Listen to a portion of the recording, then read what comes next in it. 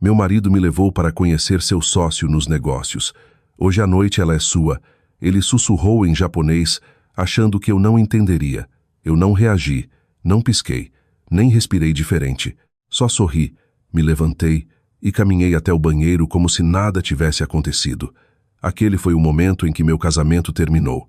Era uma quinta-feira tranquila no início de outubro, o tipo que carregava um frio leve o suficiente para fazer a cidade parecer mais limpa do que realmente era. O restaurante que Tiago escolheu ficava no último andar de um prédio de vidro no centro de São Paulo. Minimalista, caro, o tipo de lugar onde as conversas eram baixas e calculadas, e cada prato parecia pertencer a um museu em vez de a uma mesa.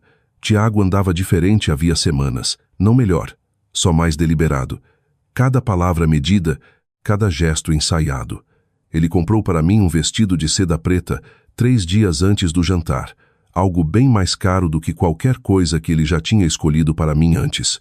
Ele me observou experimentando como se estivesse avaliando um investimento, não admirando a esposa. Use isso na quinta, ele disse, ajustando a manga ligeiramente. Mantenha elegante, sutil e seja agradável. Agradável. Essa palavra ficou comigo por mais tempo do que deveria.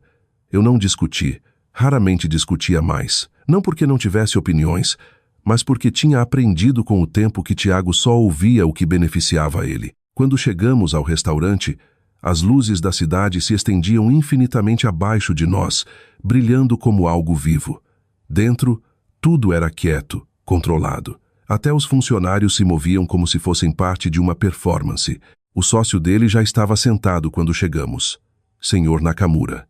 Ele se levantou quando nos aproximamos, oferecendo uma reverência educada antes de estender a mão. Meia-idade avançada, composto, com um tipo de quietude que fazia você consciente de cada movimento seu em resposta. Os olhos dele demoraram um segundo a mais, não inadequado, mas avaliando. Tiago me apresentou rapidamente, o tom dele suave, confiante. Eu sorri, apertei a mão do Sr. Nakamura e me sentei. A conversa começou normalmente. Trabalho, tendências de mercado, planos de expansão, números que eu tinha ouvido Tiago obcecar tarde da noite, andando pela sala enquanto achava que eu não prestava atenção, mas algo por baixo de tudo parecia errado. Tiago ria mais do que o normal. Enchia o copo do Sr. Nakamura antes que estivesse meio vazio. Continuava olhando para mim não com calor, mas como se verificasse se eu estava interpretando o meu papel corretamente. Em algum momento, a mão dele roçou a minha embaixo da mesa. Não afetuoso, diretivo, beba. Eu levantei o copo e dei um pequeno gole, deixando o vinho ficar na língua tempo suficiente para parecer crível. Então a mudança aconteceu. O Sr. Nakamura disse algo em inglês sobre discrição, sobre confiança. Tiago assentiu ansiosamente, depois se inclinou um pouco mais perto dele. A postura dele mudou, menos igual, mais complacente. E então eles trocaram de idioma. Japonês. Fazia anos desde que eu tinha usado isso diariamente, mas a língua não desaparece tão fácil. Não quando você viveu dentro dela. Não quando ela já moldou como você pensava. Tiago sabia que eu tinha passado tempo no Japão antes de nos conhecermos. Só nunca se importou o suficiente para perguntar quanto tempo ou quão bem eu tinha aprendido a língua. Esse foi o primeiro erro dele. Kanojo wa konya, anata no mono desu. Hoje à noite, ela é sua. A frase caiu na minha mente com clareza perfeita. Sem hesitação, sem confusão. Eu não me mexi. Não olhei para cima. Não apertei o copo. Deixei um segundo passar, depois outro. O Sr. Nakamura respondeu calmamente. Algo sobre expectativas, sobre cooperação. O tom dele era transacional, clínico. Tiago respondeu com uma risadinha pequena. Ela não entende, ele disse em japonês. Só mantenha ela confortável. Ela vai seguir. Eu coloquei o copo na mesa com cuidado. O mundo não girou, meu peito não apertou. Não houve uma onda repentina de emoção, nem colapso dramático. Só silêncio. Um silêncio muito claro, muito preciso. Porque quando a traição cruza certa linha, ela não te quebra. Ela esclarece tudo. Eu peguei o guardanapo, toquei de leve o canto dos lábios e sorri. Desculpe, eu disse em português, a voz suave e firme. Preciso me afastar um momento. Tiago mal olhou para mim. Ele assentiu, distraído, já voltando para o Sr. Nakamura. Claro que assentiu. Para ele, Eu não fazia mais parte da conversa. Eu me levantei alisando o tecido do vestido que ele tinha escolhido para mim e caminhei em direção ao banheiro sem pressa, sem hesitação. Cada passo parecia deliberado, medido, controlado. Dentro do banheiro, a iluminação era quente, quase lisonjeira. Os balcões de mármore refletiam uma versão de mim que parecia exatamente como esperado. Composta, elegante, intocada. Eu fiquei ali um momento olhando meu reflexo, sem lágrimas, sem mãos tremendo. Só uma mulher que acabara de ouvir o marido oferecer o corpo dela como ficha de barganha. Eu peguei o celular na bolsa. Primeiro abri o app de corrida, depois reservei um carro. Só depois disso digitei uma mensagem. Meu estômago não está bem. Estou indo para casa para não estragar sua noite. Boa sorte hoje. Eu li uma vez, depois enviei. Simples, crível, conveniente. Exatamente o que ele esperaria de mim. Quando saí do banheiro, não voltei para a mesa. Caminhei direto passando por ela. Não olhei para Tiago, não reconheci o Sr. Nakamura. Se eles notaram, não me pararam. Ou talvez Tiago tenha assumido que eu já estava fazendo o que ele queria, me retirando quietamente, facilitando as coisas para ele. De qualquer forma, não importava. A descida de elevador foi silenciosa. A cidade lá fora parecia mais fria agora, mais afiada, real. Quando o carro chegou, eu entrei sem olhar para trás. Enquanto o prédio desaparecia atrás de nós, eu senti algo se acomodar dentro de mim. Não alívio, não dor. Clareza.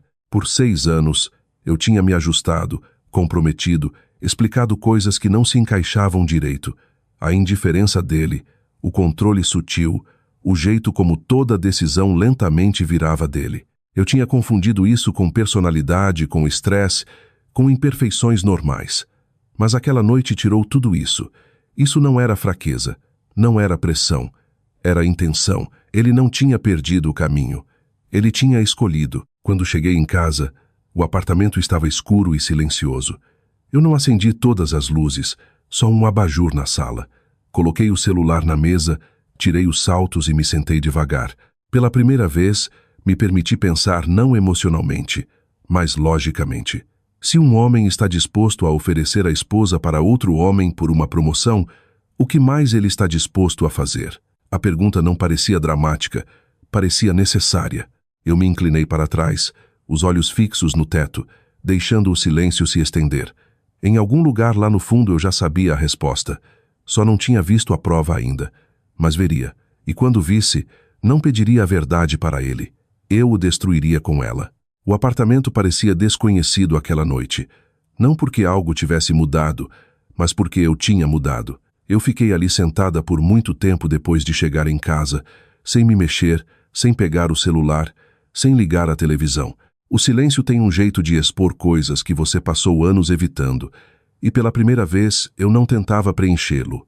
Eu estava ouvindo, não o quarto, mas tudo que tinha se construído quietamente por baixo da superfície do meu casamento. Tiago sempre tinha sido cuidadoso.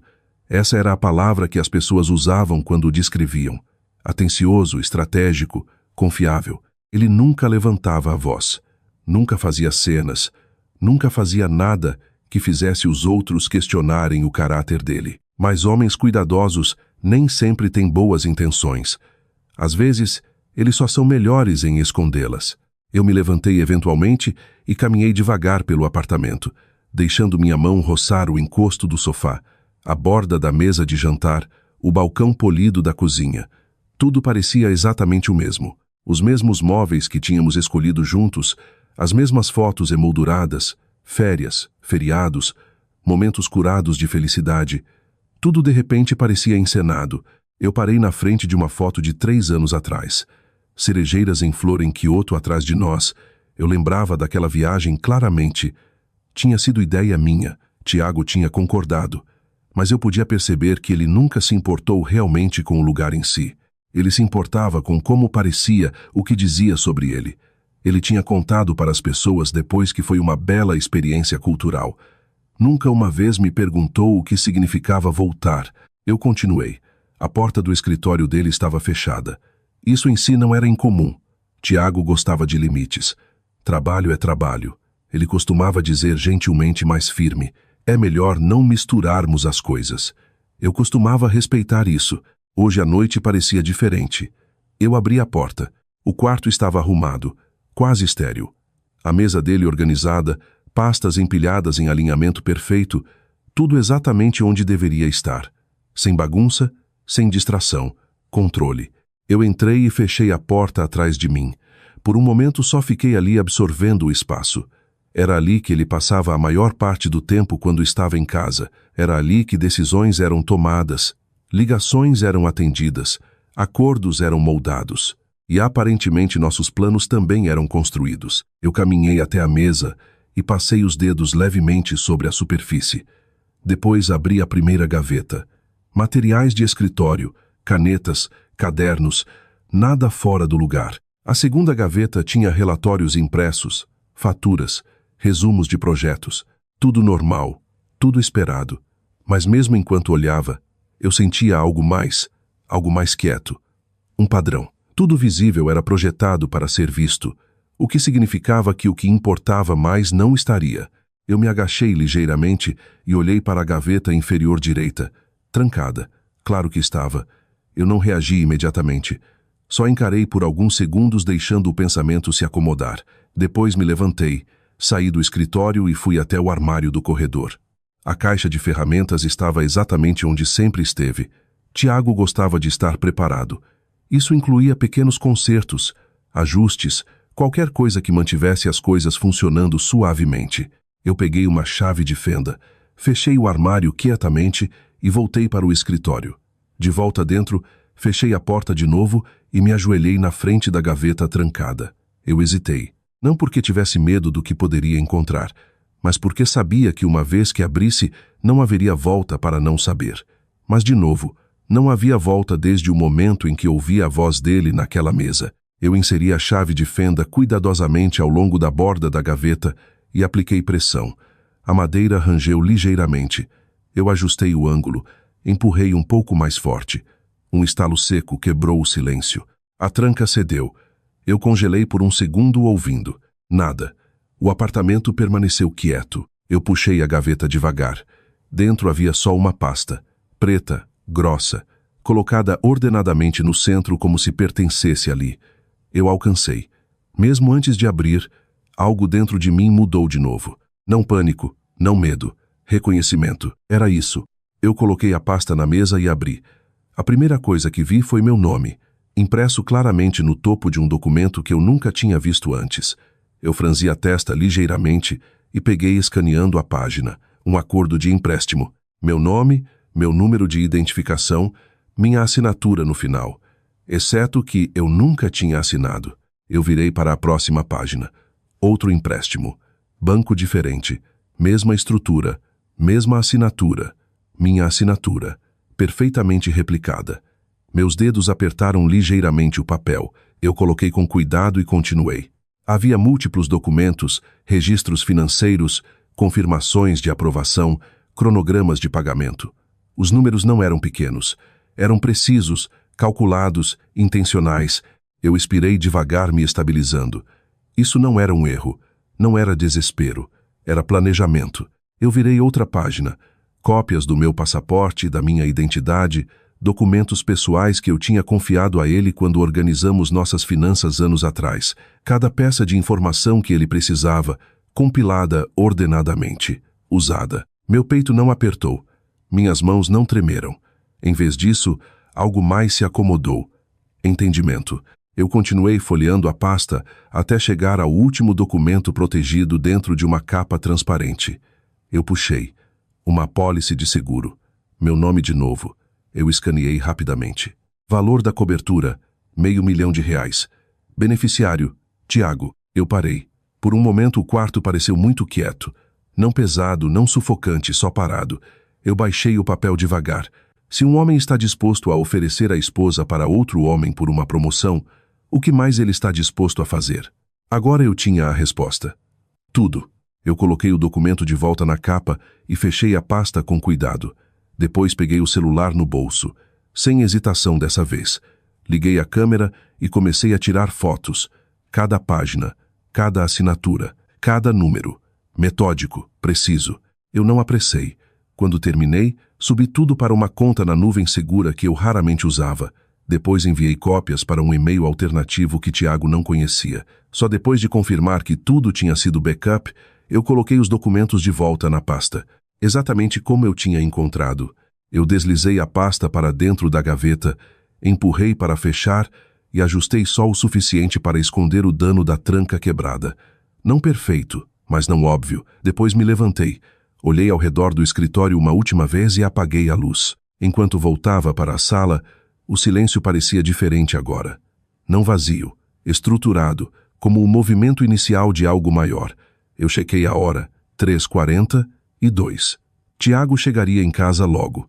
Eu caminhei até o quarto, troquei o vestido e me deitei na cama. Quando ouvi a porta da frente abrir, fechei os olhos e desacelerei a respiração. Os passos dele eram mais quietos que o normal, cuidadosos. Ele parou na porta do quarto. Eu podia sentir ele parado ali, observando, medindo, tentando decidir algo. Eu não me mexi, não reagi. Depois de alguns segundos ele entrou. O cheiro fraco de álcool e colônia cara encheu o quarto. Ele se aproximou. Eu senti o colchão se mexer ligeiramente quando ele se inclinou o suficiente para me olhar mais de perto. Eu mantive a respiração estável, despreocupada, alheia. Depois de um momento, ele soltou o ar suavemente, satisfeito. Então se afastou, trocou de roupa e se deitou na cama ao meu lado. Ele não me tocou, não falou. Em minutos, a respiração dele desacelerou. Sono. Eu encarei a escuridão, bem acordada. O homem deitado ao meu lado acreditava que estava no controle. Acreditava que eu ainda era a mesma mulher que tinha saído daquele restaurante quietamente sem entender nada. Acreditava que seus segredos estavam seguros, e era exatamente por isso que ele ia perder tudo. Eu fechei os olhos devagar. Amanhã eu não o confrontaria, não faria perguntas, não daria chance para ele mentir.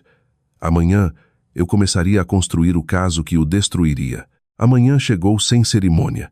Eu acordei antes de Tiago, não porque não conseguisse dormir, mas porque não queria desperdiçar um segundo de clareza. O apartamento estava quieto naquela hora cedo, sem trânsito ainda, sem movimento no corredor, só o zumbido fraco da geladeira e o ritmo distante de uma cidade que ainda não tinha acordado completamente. Eu me movi pela cozinha devagar, deliberadamente. Café, torrada, a mesma rotina que seguia havia anos. Minhas mãos não tremiam, minha respiração continuava regular. Se havia qualquer traço do que eu tinha descoberto na noite anterior, não aparecia. Quando Tiago entrou, ele parou por uma fração de segundo, tempo suficiente para eu notar. Ele me estudava. Como você está se sentindo? Ele perguntou, a voz carregando aquela suavidade familiar, a que as pessoas confundiam com cuidado. Melhor, eu disse, oferecendo um sorriso pequeno e controlado. Desculpe ter saído assim ontem à noite. Os ombros dele relaxaram ligeiramente. Alívio. Não. Está tudo bem. Ele respondeu, servindo café para si. Eu disse para o Nakamura que você não estava se sentindo bem. Ele entendeu. Claro que entendeu. Eu assenti, dando um gole no café, observando ele por cima da borda da xícara. Tudo correu bem depois que eu saí. Tiago hesitou por uma fração de segundo antes de responder. Sim, correu bem. A promoção ainda está no caminho. Eu segurei o olhar dele tempo suficiente para parecer natural. Que bom. Ele sorriu, não com calor estrategicamente. É uma grande oportunidade. Eu não respondi. Em vez disso, passei manteiga na torrada com cuidado, como se aquela conversa não tivesse peso nenhum. Terminamos o café da manhã em silêncio. Quando ele saiu, eu o acompanhei até a porta como sempre fazia. Um hábito construído ao longo dos anos, pequenos rituais que faziam tudo parecer normal de fora. Tente descansar hoje, ele disse, pegando a pasta. Vou descansar. Ele se inclinou e beijou minha bochecha. Pareceu nada. Quando a porta se fechou atrás dele, o silêncio voltou, mas dessa vez não era passivo, era ativo. Eu esperei. 5 segundos. 10. Depois caminhei direto para o quarto, peguei o casaco e saí. O escritório de advocacia ficava num prédio quieto na borda do centro, sem graça por fora, o que o tornava perfeito.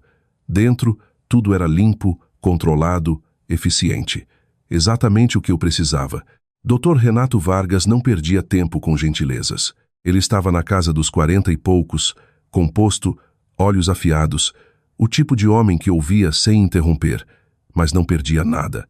Eu coloquei meu celular na mesa dele e deslizei na direção dele. Tudo o que você precisa está aí, eu disse. Ele não fez perguntas imediatamente. Abriu os arquivos, rolou devagar, metodicamente, acordos de empréstimo, assinaturas falsificadas, apólice de seguro. Cada documento mudava a expressão dele sutil, mas notavelmente. Quando terminou, colocou o celular na mesa e se inclinou ligeiramente para trás. Isso não é só um caso de divórcio, ele disse, o tom equilibrado. Isso é fraude, roubo de identidade, possivelmente exploração financeira premeditada. Eu assenti. Tem mais, acrescentei. Ele me ofereceu ao sócio dele ontem à noite em troca de uma promoção. Isso o fez pausar. Você tem prova disso? Ainda não. Ele segurou meu olhar por um momento avaliando. Então é por aí que começamos, ele disse, porque agora tudo o que você me mostrou prova crime financeiro. Mas se conseguirmos estabelecer coerção, intenção e um padrão de comportamento, não só terminamos a carreira dele. Ele não terminou a frase. Não precisava. Nós o destruímos, eu disse baixinho. Renato não reagiu à palavra. Só assentiu uma vez. Para fazer isso, ele continuou. Precisamos de algo que ele não possa negar, uma confissão ou uma declaração gravada que estabeleça claramente o que aconteceu. Eu me inclinei ligeiramente para frente. Eu consigo isso. A mensagem levou menos de 1 minuto para escrever. Senhor Nakamura, aqui é Isabela. Gostaria de falar com o senhor em particular sobre ontem à noite. Diz respeito à promoção do Tiago. Amanhã, 10. Café do Hotel Riverside. Por favor, não conte para ele. Eu li uma vez, depois enviei. Homens arrogantes raramente ignoram oportunidades que os beneficiam. Eu não precisei esperar muito. A resposta dele veio em menos de 20 minutos. Entendido. Estarei lá. Simples, direto, previsível. O próximo passo exigia mais do que só evidência. Exigia contexto, padrões, e isso significava encontrar outra pessoa. Lúcia era a única pessoa em quem eu confiava o suficiente para pedir ajuda. Ela trabalhava em RH em outra empresa, mais perto o suficiente para entender como esses sistemas funcionavam, como pessoas como Tiago e Nakamura se moviam por eles. Quando contei o que precisava, ela não hesitou. Se ele fez isso antes, ela disse, vai haver alguém que não ficou quieta. 3 horas depois, ela me ligou de volta. Tem um nome, ela disse. Ex-assistente, saiu abruptamente há 8 meses, sem motivo oficial, sem acompanhamento. Você tem o contato dela? Uma pausa. Sim. Helena morava num apartamento pequeno na periferia da cidade. O prédio era mais antigo, desgastado, o tipo de lugar onde as pessoas acabam quando precisam desaparecer quietamente. Quando ela abriu a porta, pareceu surpresa, depois cautelosa. Não estou interessada, ela disse imediatamente, começando a fechar. Meu marido é Tiago, eu disse. Isso a parou. Por um momento, ela não se mexeu. Depois abriu a porta de novo. O que você quer? Ela perguntou. A verdade, eu disse. Ela me estudou por um longo segundo, procurando, pesando.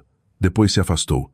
5 minutos, ela disse. Dentro do apartamento era esparso, limpo mas vazio, de um jeito que sugeria que algo tinha sido tirado. Não fisicamente, mas emocionalmente. Ela não sentou, nem eu. O que ele te contou? Ela perguntou. Nada, respondi. Eu encontrei tudo sozinha. A expressão dela mudou ligeiramente. Então você já sabe, ela disse. Nem tudo. O silêncio se estendeu entre nós. Depois ela soltou o ar, os ombros caindo só o suficiente para mostrar o peso que carregava. Ele não só encobriu para o Nakamura, ela disse baixinho. Ele ajudou. Eu não interrompi. Ele organizava reuniões, preparava as coisas, garantia que ninguém fizesse perguntas depois. A voz dela apertou ligeiramente. Quando eu tentei denunciar, Tiago foi quem cuidou. Como? Ele me fez assinar um acordo de confidencialidade, ameaçou ação legal, disse que ninguém acreditaria em mim. Ela riu suavemente, sem humor. Ele estava certo. Eu segurei o olhar dela. E se isso mudar? Eu perguntei. Ela franziu ligeiramente a testa. O que você quer dizer? E se você não precisar mais ficar quieta? Ela hesitou. Depois, devagar. O que você está planejando? Eu não respondi imediatamente. Em vez disso, alcancei a bolsa e coloquei um pequeno gravador na mesa. Os olhos dela desceram para ele, depois voltaram para mim.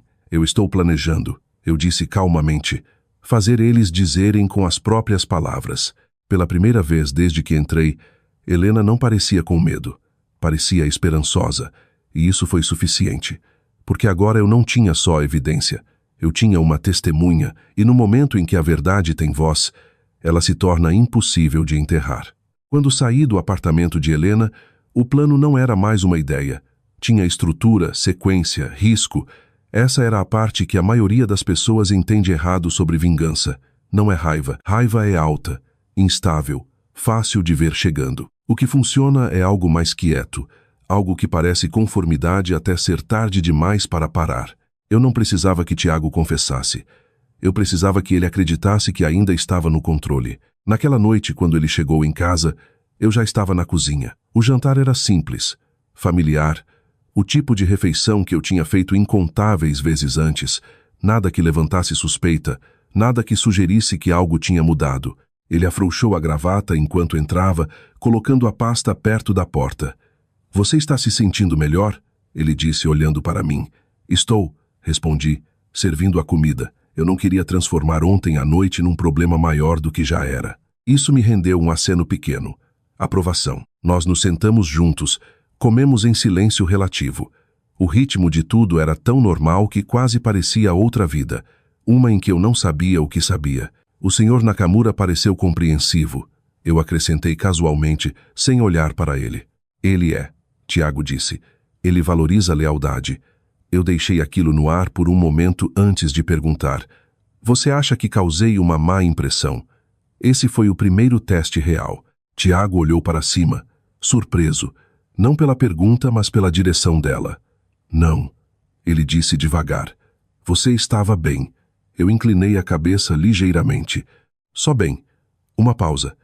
Depois ele se inclinou para trás na cadeira, me estudando de novo. "Por que você está perguntando?" Eu encontrei o olhar dele, deixando um traço de incerteza aparecer só o suficiente para parecer crível. "Não sei", eu disse.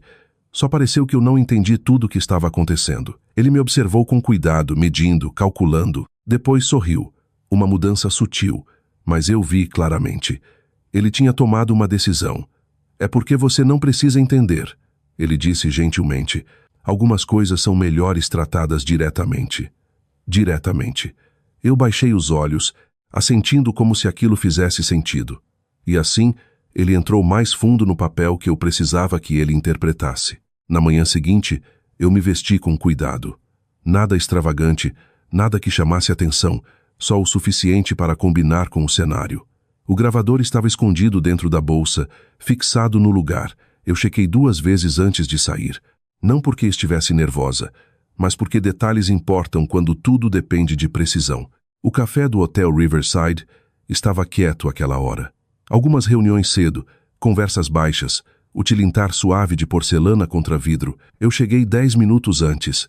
Sentei perto da janela, pedi café e esperei. Quando o Sr. Nakamura entrou, ele me viu imediatamente. A postura dele permaneceu composta, a expressão neutra, mas havia algo mais por baixo agora. Expectativa. Ele acreditava que sabia por que eu estava ali.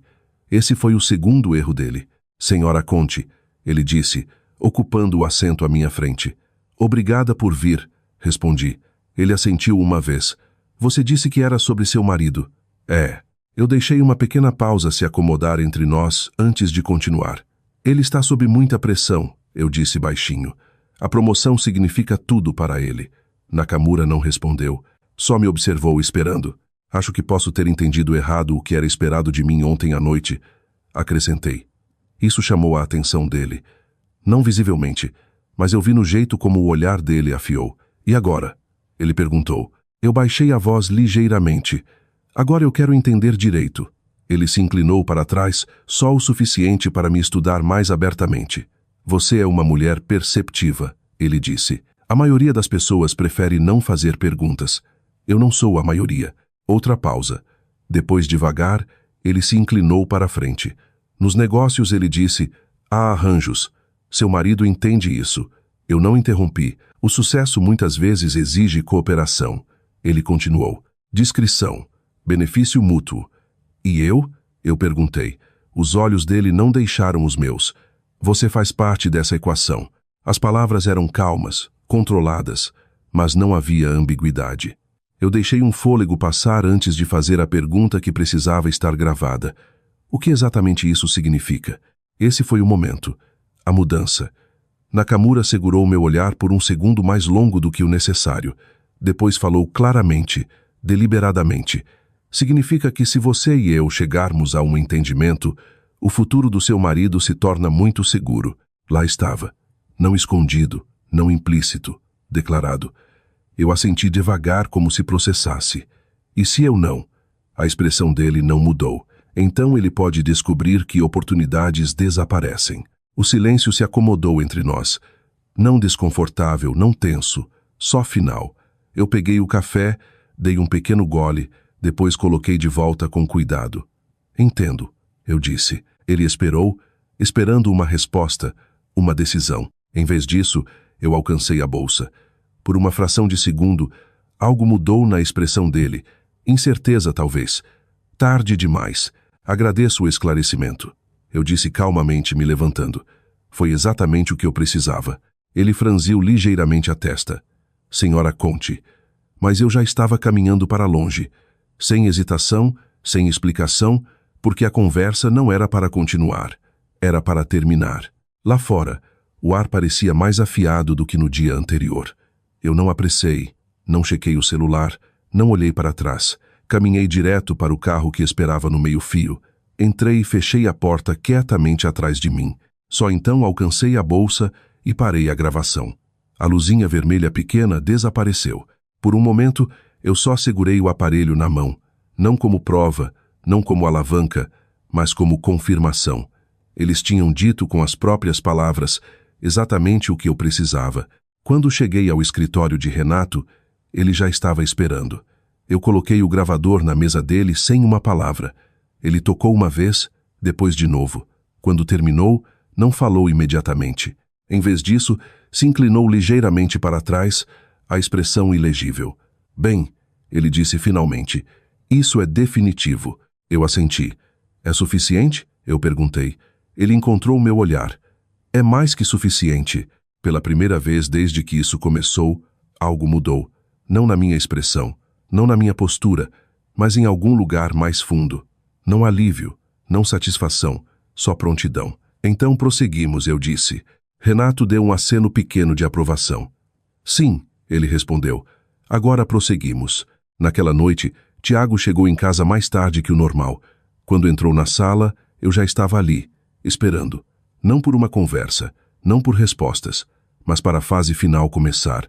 Ele sorriu quando me viu, confiante, relaxado, alheio. Como foi seu dia? Ele perguntou. Eu retribuí o sorriso. Produtivo, eu disse, e pela primeira vez desde que o conheci, eu quis dizer isso. Porque tudo estava no lugar. A evidência, a testemunha, a confissão, tudo o que restava agora era o timing, e quando chegasse, ele não veria vindo. A sala de reuniões ficava no 32 grau andar. Paredes de vidro, aço polido, uma mesa longa projetada para fazer as decisões parecerem inevitáveis. Eu tinha estado ali uma vez anos atrás quando o Tiago entrou na empresa. Na época, eu lembrava de pensar como tudo parecia controlado. Como o poder era exibido cuidadosamente sem nunca ser falado em voz alta. Hoje, parecia diferente. Hoje parecia um palco. A reunião já tinha começado quando eu cheguei. Através do vidro, eu podia ver Tiago sentado perto da frente, postura reta, expressão composta, confiante, preparado. Tudo nele sugeria um homem que acreditava que seu futuro já estava garantido. Na cabeceira da mesa sentava Nakamura, calmo, impassível, falando em tons medidos sobre liderança, confiança, visão de longo prazo. Palavras, só palavras. Eu não bati. Renato empurrou a porta e o som cortou a sala mais afiado que qualquer voz alta jamais poderia. Todas as cabeças se viraram. A reação de Tiago veio meio segundo depois, o corpo enrijecendo, o rosto perdendo cor mais rápido do que eu já tinha visto. Isabela. Ele disse se levantando meio da cadeira. O que você está fazendo aqui? Eu não respondi para ele. Entrei firme, controlada, cada passo deliberado. Helena seguiu ao meu lado, mais quieta, mas presente. Renato foi à frente, colocando a pasta na mesa com um clique suave e preciso. A sala prendeu a respiração. Senhor Nakamura. Eu disse, encontrando calmamente os olhos dele. O senhor estava falando sobre confiança. Um lampejo de irritação cruzou o rosto dele. Essa é uma reunião privada. Sim, Renato disse, abrindo a pasta. É por isso que o que estamos prestes a apresentar é particularmente relevante. Tiago deu um passo à frente, agora urgência se infiltrando na voz. Isso não é apropriado. Se há algo que você quer discutir, eu me virei para ele. Pela primeira vez desde aquela noite, deixei ele ver meus olhos completamente. Não raiva, não dor, só clareza. Já foi discutido, eu disse baixinho. Isso o parou. Renato conectou o aparelho ao sistema de áudio da sala com eficiência praticada. Uma tela pequena acendeu. Um zumbido suave encheu o espaço. Não precisa chamar segurança, ele acrescentou calmamente. Terminaremos em breve. Nakamura se inclinou ligeiramente para trás, a expressão apertando. Seja o que for isso. Vamos ouvir, eu disse. Depois apertei play. A sala se encheu com a própria voz dele. Clara, controlada, inegável. Nos negócios, há arranjos. Um murmúrio percorreu a mesa. O rosto de Tiago ficou imóvel. Seu marido entende isso. Outra mudança. Sutil, mas visível. Você faz parte dessa equação. Alguém no final da mesa se inclinou para a frente, franzindo a testa. A gravação continuou. Significa que se você e eu chegarmos a um entendimento, o futuro do seu marido se torna muito seguro. Silêncio. Não o educado, o pesado, o tipo que cai e não levanta. Eu parei a gravação. Ninguém falou. Por um momento, a sala não se mexeu. Depois tudo mudou de uma vez. Isso está fora de contexto, Nakamura disse bruscamente, se levantando. Vocês estão manipulando. Estou? Eu perguntei. Minha voz não subiu. Não precisava.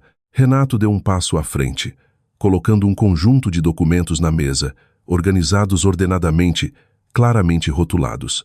Enquanto discutimos contexto, ele disse, esses podem ajudar. Acordos de empréstimo, análises de assinatura, apólice de seguro. Cada página deslizou pela mesa na direção de diferentes membros do conselho. Eu observei enquanto liam, observei enquanto as expressões mudavam. Confusão, reconhecimento, depois algo mais próximo de raiva. Isso é fraude, um deles disse baixinho. Tiago balançou a cabeça imediatamente. Não, isso não. Essas não são. São as assinaturas da sua esposa, Renato disse calmamente. Replicadas sem consentimento. Verificadas por especialista forense. A voz de Tiago subiu agora. Isso é ridículo. Ela está distorcendo. Pare. A palavra veio de Helena. Suave. Mas cortou tudo. Todos os olhares se voltaram para ela. Ela deu um passo à frente devagar, as mãos firmes apesar de tudo que já tinha sido tirado dela. Meu nome é Helena Morales, ela disse.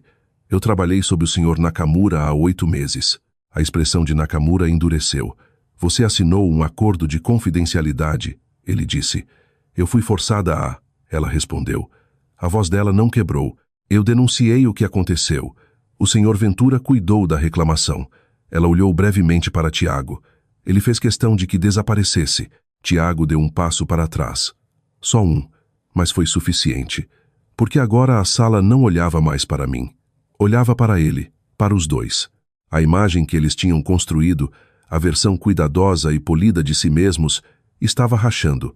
E não era sutil, era visível. Segurança. Alguém disse baixinho, mas firme. A compostura de Nakamura escorregou pela primeira vez. Vocês não entendem. Eu entendo perfeitamente, outra voz respondeu, mais fria dessa vez, e as autoridades também vão entender. A respiração de Tiago tinha mudado, mais curta, irregular.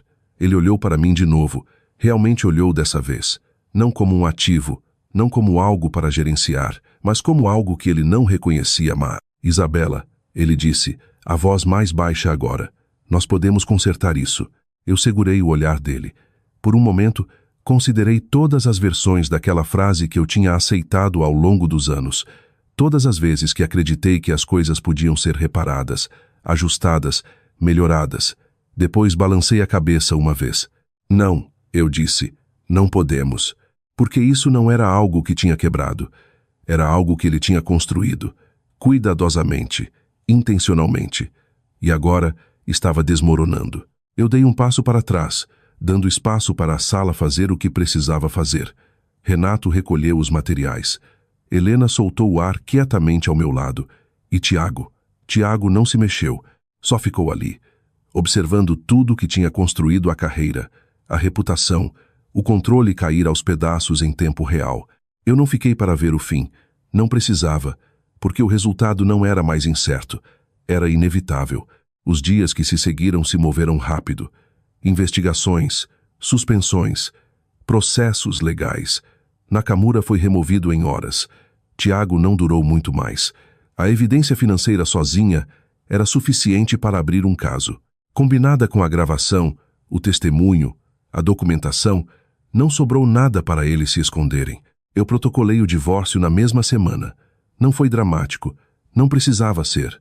Eu arrumei o que precisava, deixei o resto para trás, porque no final, a única coisa que eu estava levando comigo era clareza. Eu moro num lugar menor agora, mais quieto, mais simples.